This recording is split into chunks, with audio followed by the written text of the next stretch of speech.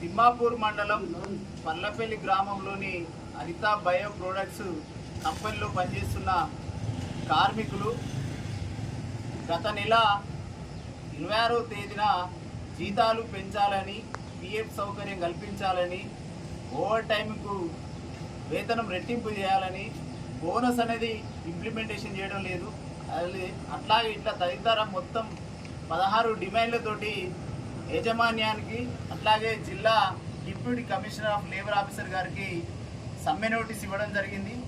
సమ్మె నోటీస్ ఇచ్చినాక యాజమాన్యం నుండి కానీ కార్మిక శాఖ అధికారి నుంచి కానీ ఎలాంటి స్పందన రాలేదు.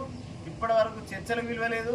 సమ్మె విచ్ఛిన్నం కోసం యాజమాన్యం అనేక ప్రయత్నాలు చేసిన కార్మిక వర్గం ఐక్యంగా ఉండి డిమాండ్ల సాధన కోసం గత 4 రోజుల నుంచి నిరవధిక నిరసన కార్యక్రమాలు జరుగుతూ ఉన్నాయి.